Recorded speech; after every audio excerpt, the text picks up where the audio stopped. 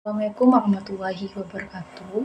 Perkenalkan, nama saya Jihan Fitriani dengan NIM A1J222051 dari Program Studi Sastra Indonesia Angkatan 22.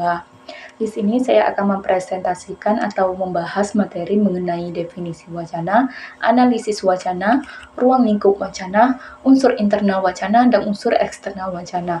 Yang dimana tugas ini saya buat untuk memenuhi tugas UTS saya pada mata kuliah analisis wacana dengan dosen pengampu, Ibu Afrilia Kartika Putri, SPDM HUM. Baik, langsung saja. Yang pertama saya akan membahas mengenai definisi wacana. Menurut Halliday, wacana adalah satuan bahasa yang lebih besar dari sebuah kalimat dan yang berakar kuat pada konteks tertentu. Kemudian Matius juga berpendapat dan menyatakan bahwa wacana adalah rangkaian kalimat yang koheren baik lisan maupun tulisan. Kemudian Krida Laksana menyatakan bahwa wacana adalah satuan bahasa terlengkap dalam hierarki gramatikal yang merupakan satuan gramatikal tertinggi dan terbesar. Wacana ini direalisasikan dalam bentuk karangan yang utuh atau yang membawa amanat lengkap. Kemudian Meliono dan kawan-kawan juga berpendapat dan menyatakan bahwa wacana adalah rentetan kalimat yang berkaitan menghubungkan preposisi yang satu dengan preposisi yang lain untuk membentuk satu kesatuan. Jadi, dapat disimpulkan bahwa wacana itu adalah sebuah kerentetan bahasa atau sebuah gramatikal terbesar dan tertinggi yang berada di atas klausa dan kalimat. Kemudian saya akan membahas mengenai analisis wacana. Analisis wacana adalah analisis bahasa yang digunakan. Ini menurut pendapat Brown dan Newell. Analisis wacana ini juga membahas bagaimana pemakai bahasa mencerna apa yang ditulis oleh para penulis dalam buku-buku teks, memahami apa yang disampaikan penyapa secara lisan dalam percakapan. Analisis wacana juga mengkaji organisasi wacana di atas kalimat dan klausa. Kemudian, analisis wacana juga mengkaji satuan-satuan kebahasa yang lebih besar seperti teks percakapan. Kemudian saya akan menjelaskan mengenai ruang lingkup wacana. Ruang lingkup analisis wacana meliputi aspek internal dan eksternal. Analisis internal meliputi teks, konteks, tema, dan keutuhan wacana secara leksikal, gramatikal, dan pragmatik. Sedangkan analisis eksternal meliputi aspek lingkup dan situasi. Analisis wacana dapat diterapkan dalam berbagai bidang seperti pendidikan, perpustakaan, ilmu komunikasi, dan ilmu politik. Hal ini disebabkan karena analisis wacana membantu mengidentifikasi dan memahami makna yang disampaikan dalam wacana, serta membantu menganalisis keterkaitan antara wacana dengan situasi, ruang lingkup, dan situasi. Analisis wacana juga membantu mengidentifikasi aspek gramatikal wacana seperti pengacuan atau reference, penyulihan atau substitusi, pelepasan atau elipsi, perangkaian atau conjunction. Dalam analisis wacana, segi bentuk atau struktur wacana disebut aspek gramatikal wacana, sedangkan segi makna atau struktur batin wacana disebut aspek leksikal wacana. Aspek gramatikal wacana meliputi pengacuan atau reference, penyulihan atau substitusi, pelepasan atau elipsi, dan perangkaian atau conjunction. Wacana dapat diklasifikasikan menjadi 3 bentuk, yaitu wacana monolog, wacana dialog, dan wacana prosa. Wacana monolog artinya wacana yang disampaikan oleh seorang diri tanpa melibatkan orang lain untuk ikut berpartisipasi secara langsung. Wacana dialog yaitu wacana atau percakapan yang dilakukan oleh 2 orang atau lebih secara langsung. Wacana dialog ini bersifat 2 arah, yaitu kohesi gramatikal atau grammatical cohesion dan kohesi leksikal atau lexical cohesion. Baiklah, yang selanjutnya saya akan menjelaskan mengenai unsur internal wacana. Unsur internal wacana merupakan unsur yang berhubungan dengan aspek formal sebuah bahasa. Unsur internal wacana terdiri atas satuan kata dan kalimat. Satuan kata tersebut adalah kata-kata yang dapat membentuk kalimat agar menjadi sebuah wacana.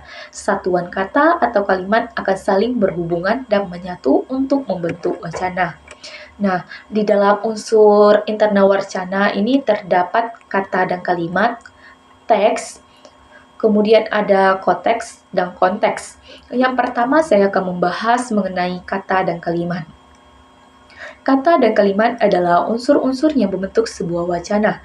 Kata adalah unsur bahasa yang dapat berdiri sendiri.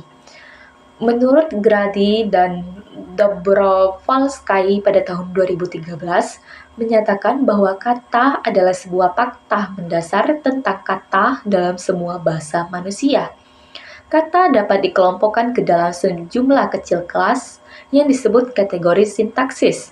Pendapat lain tentang kata diungkapkan oleh Crystal pada tahun 2008. Kata merupakan sebuah satuan ekspresi yang memiliki pengakuan intuitif universal oleh penutur, baik dalam bentuk ujaran maupun lisan.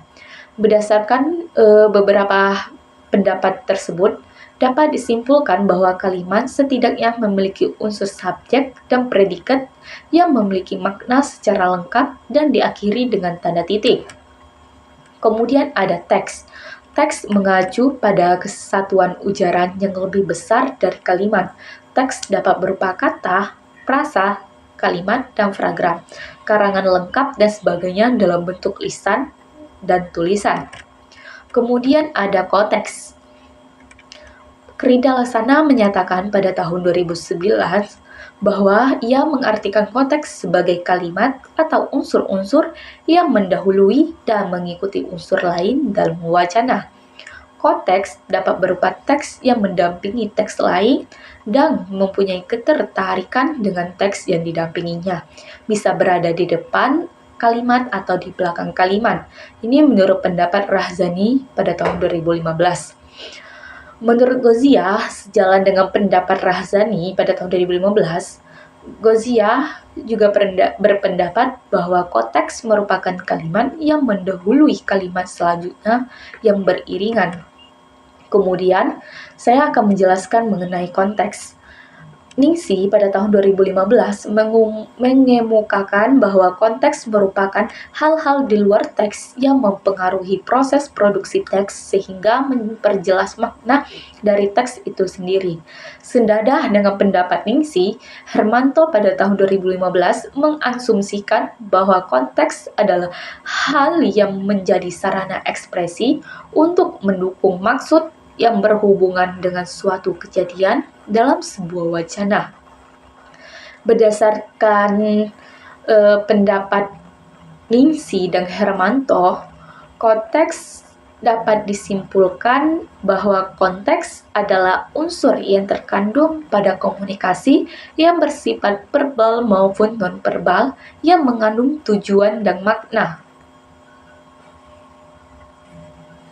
Selanjutnya saya akan menjelaskan mengenai unsur-unsur eksternal wacana.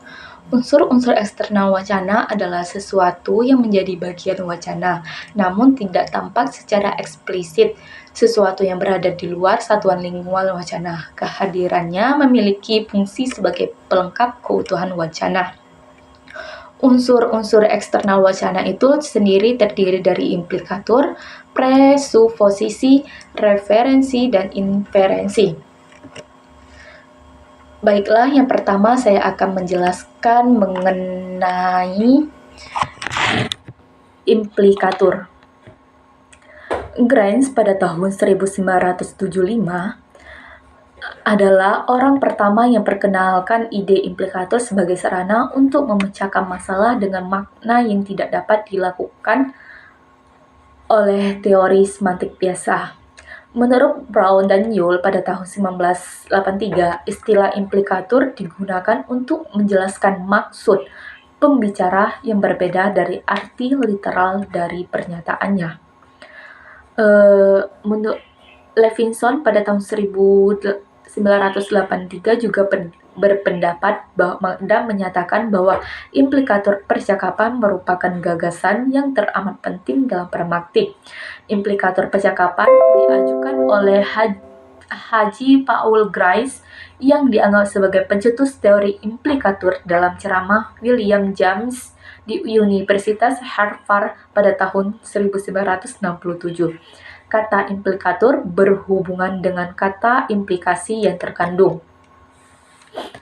Kemudian Sumarsono pada tahun 2010 menyatakan dalam hal ini bahwa implikatur percakapan berarti makna yang terkandung, sebuah ujaran yang dapat mengimplikasikan pernyataan atau proposisi yang bukan merupakan bagian dari ujaran itu.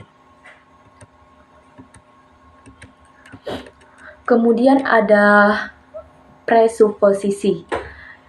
George Yule pada tahun 2006 menyatakan bahwa praanggapan atau presuposisi adalah suatu yang diasumsikan oleh penutur sebagai kejadian sebelum menghasilkan suatu tuturan. Yang memiliki presuposisi adalah penutur, bukan kalimat. Lewis pada tahun 1999 menyatakan bahwa praanggapan adalah asumsi-asumsi atau inferensi-inferensi yang tersirat dalam ungkapan-ungkapan linguistik tertentu. Kemudian ada referensi. Referensi adalah hubungan kata dengan benda atau orang, tumbuhan, sesuatu lainnya yang dirujuknya. Halliday dan Hasan pada tahun 1984 mengemukakan bahwa referensi adalah hubungan antara unsur di dalam teks dengan unsur lainnya yang memberikan penjelasan mengenai acuannya. Referensi adalah informasi yang mencirikan khusus ditandai dengan pencarian kembali. Di dalam referensi, informasi yang dicari adalah makna referensial, yaitu kelas suatu benda atau referen yang diacunya. Urutan referen tersebut membentuk suatu keutuhan di mana referen yang sama biasanya dituliskan 2 kali. Kemudian ada inferensi. Inferensi adalah proses yang dilakukan oleh pesapa untuk memahami makna wacana yang tidak diekspresikan secara langsung dalam wacana. Inferensi merupakan proses yang harus dilakukan oleh pendengar atau pembicara untuk memahami maksud pembicara atau penulis. Baiklah. Mungkin hanya itu saja materi yang dapat saya sampaikan mengenai definisi wacana, definisi analisis wacana, ruang lingkup wacana, unsur internal wacana, dan unsur eksternal wacana. Dan saya mohon maaf apabila ada kesalahan dalam penyampaian materi ini. Dan saya akhiri, wassalamualaikum warahmatullahi wabarakatuh.